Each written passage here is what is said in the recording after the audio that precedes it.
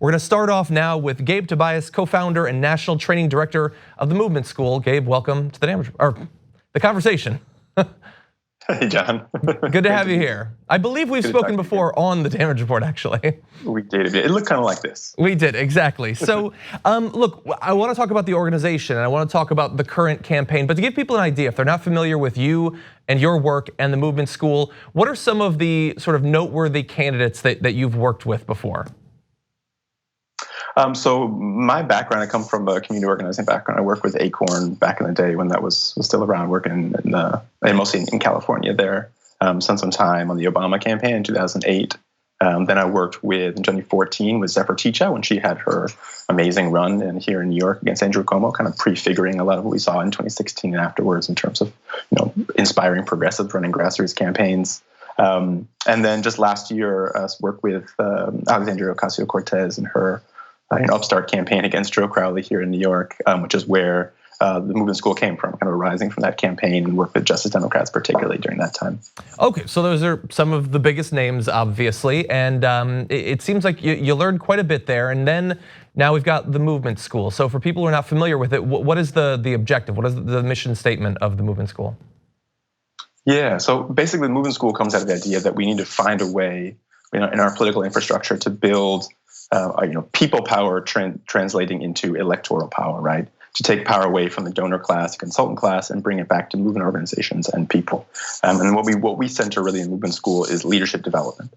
So doing intensive training work with people who come from movement backgrounds to prepare them to work in electoral space. So folks who've worked on issue campaigns or community organizing campaigns, to take some of the highest, best tools we have available on the electoral side to win campaigns, like what we saw with AOC, like what we saw with Bernie in 2016, and across the country, other campaigns have inspired us, from Abdul Sayed in Michigan, Beto O'Rourke in Texas, Jess King in Pennsylvania. Some really amazing stories in 2018 that kind of prefigured our move into Movement School here.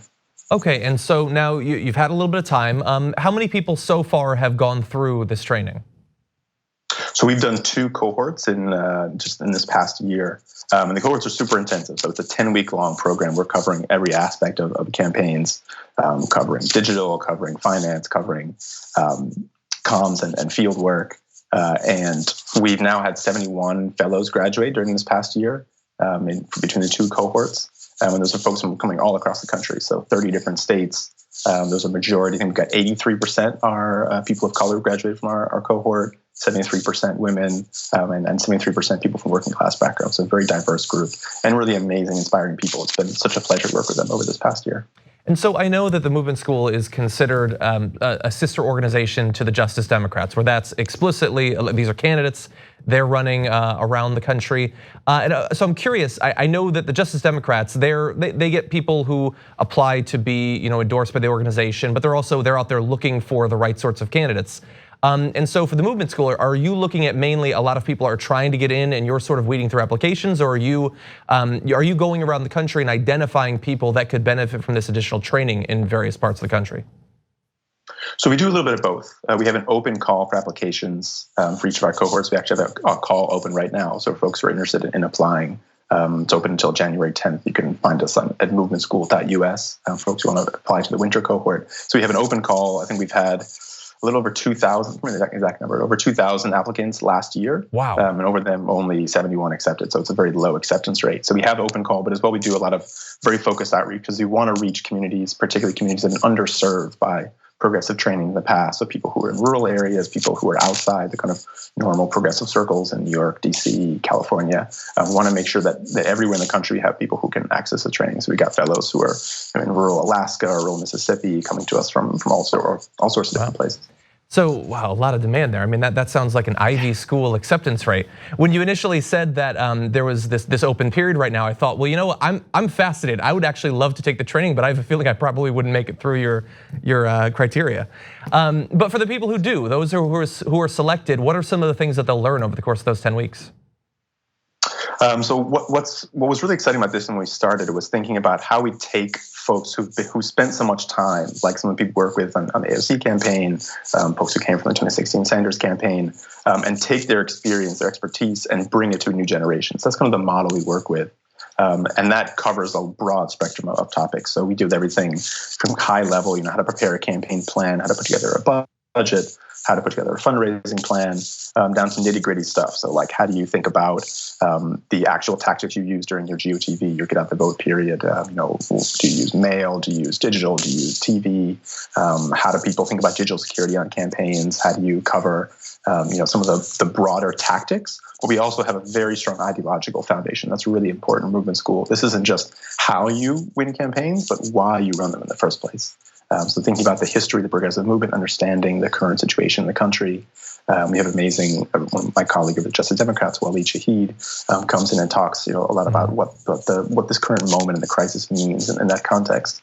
And then just how the different pieces of our movement work, whether that be immigration work, criminal justice work, foreign policy work, how that feeds into why we run these campaigns. And that's at all different levels of work.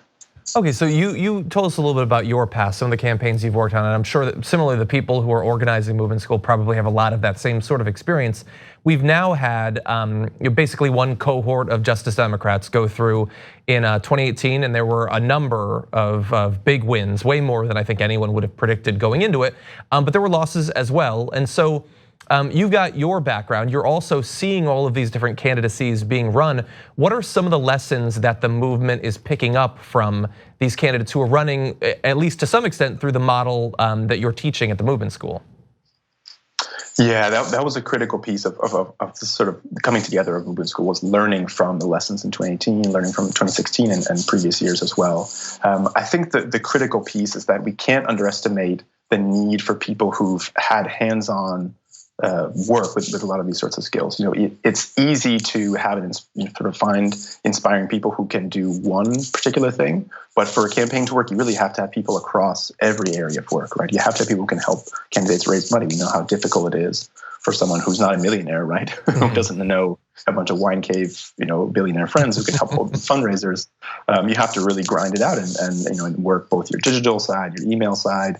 You're deep in call time. That's a really important piece of a campaign. Otherwise, you can't pay your staff. You can't run ads, do all that sort of thing. You have to have a really effective digital program that isn't just about enthusiasm. That's actually about understanding how different platforms work and how to make them most out of your supporters. You have to have a really good, effective communications team, right? That can put together effective policy plans. It's a lot of different pieces of work. I think what we learn is that you can't underestimate that sort of broad spectrum of skills that a campaign needs to succeed. And you also need to understand how to link what a campaign is doing with existing local grassroots work, right? That was what's so effective about AOC. Her run here in New York City was that linked with groups who are not just thinking about national issues, but very local issues as well, right? Groups who are working against gentrification, groups who are working around criminal justice reform here in New York City, groups who are working against rezoning problems here in New York City, stuff that you wouldn't necessarily catch your national headlines, but it's what mobilized people to come to your campaign in the first place. And that's really important for candidates to learn, whether it's Congress, governor's races, local races. We have folks, our graduates going on to every level. So people work on presidential campaigns all the way down to city council races. And once they go out, the people who've been through the program, are you still in communication with them? Is the program sort of like, as it sends out students, is it also learning from their experiences and integrating that into the teaching of future cohorts? Yeah. Actually, that's one of the most fun parts about it, I think, is that we have this community that's grown up around our two cohorts now, and our third one coming up soon. That's really building out their own sets of relationships and networks. Helping each other get jobs. We have a Slack that's constantly people are posting in. We're talking about all the things that are happening in the country right now, and different ideas from different places and people. And our goal, as we're growing this program and expanding going into next year, and honestly looking beyond 2020, right? Whatever happens in November, we know we're going to need to mobilize movement either with hopefully Democratic President, Democratic Congress to make sure that we do actually pass the big picture vision ideas that we need passed, or worst case scenario, if we don't get those kind of changes, that we have able to really push back and hold at local and state levels. And that's that community piece I think is really critical, and that's something that we've learned I think about the learning process. Right, you have your skills transfer, but beyond that, you have the environment in which people are learning, and that be one that reinforces movement values as well. Yeah. That piece is critical, right? It's I think when we imagine our future, that's really what it rests on.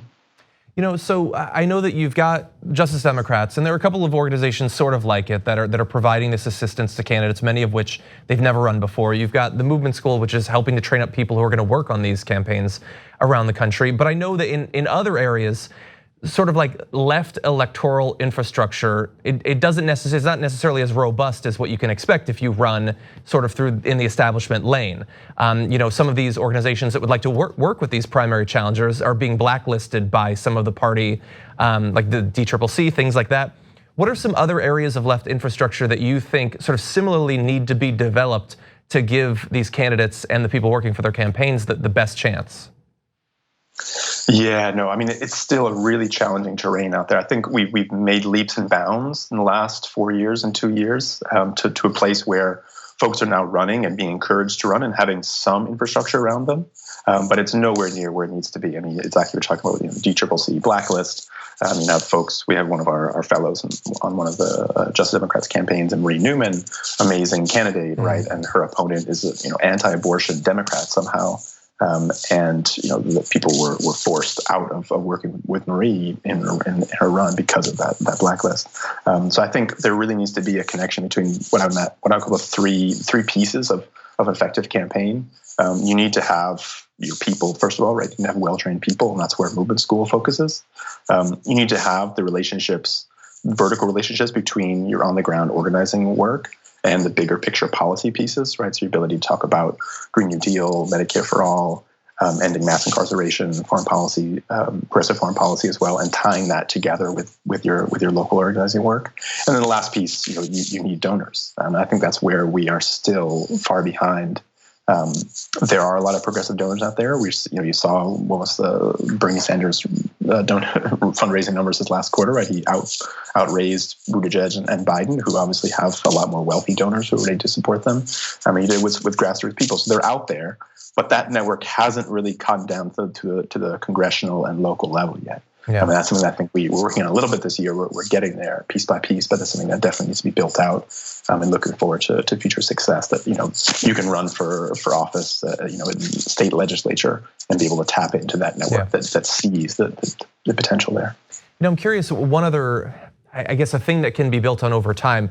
If you work your way up through the party or whatever, and you do things the way the establishment, the party leadership wants you to do, you can expect theoretically endorsements and people to come and campaign for you to help organize bundlers and things like that. For more leftist candidates, you don't necessarily have a whole lot of incumbents that can do that for you. But in 2018, we had a number, members of the squad and otherwise, and Justice Democrats winning. Are we seeing the beginnings of a sort of network where those who have managed to get in through, just terrible odds, have managed to get in, are now making it a little bit easier for some of the candidates who are sort of following in their wake? Yeah, I think the window's moving. When I see Alexandria Ocasio-Cortez raising money for Jessica Cisneros, right? I think that's a great example of someone who was able to get in 2018, knows how hard it is to beat an incumbent, even as terrible as Henry Cuellar is in Texas 28, and seeing that they have to then help bring in the next generation. And that's, I think that's something that comes, in her case, from deeply held values about what it means to be a representative of movement in Congress. But it's also a practical concern, right? She needs a bigger squad. And allies. Right. But you have to have folks in there. And I think that a big piece of that, and that kind of ties to the bigger picture policy points, is what we saw after 2018 was how afraid incumbents were, right? These incumbents who felt untouchable for years and years and years, even ones who weren't necessarily that terrible on policy, they were nervous. They were really afraid that they might get primaried out. And that fear is just as powerful, even if there isn't a primary challenger, right? Because they're willing to then back a Green New Deal or Medicare for all or other progressive policy points without there even needing to be that sort of immediate threat to their power. But we need to make sure that infrastructure is continuing to grow, because the more of that we have, the more real that threat is. So that even if we can't win every single race, every single incumbent's nervous, right? And that's critical. And that can influence their behavior, even outside of them potentially losing re-election. Gabe Tobias, as always, great to talk to you. Co-founder and national training director of the Movement School. I really appreciate you coming here and everything you're doing. Absolutely, John. It's great to be here. Thanks so much. Thank you. Thanks for watching The Young Turks. Really appreciate it. Another way to show support is through YouTube memberships. You'll get to interact with us more. There's live chat emojis, badges. You've got emojis of me, Anna, John, JR. So those are super fun. But you also get playback of our exclusive member-only shows and specials right after they air. So all of that, all you gotta do is click that join button right underneath the video. Thank you.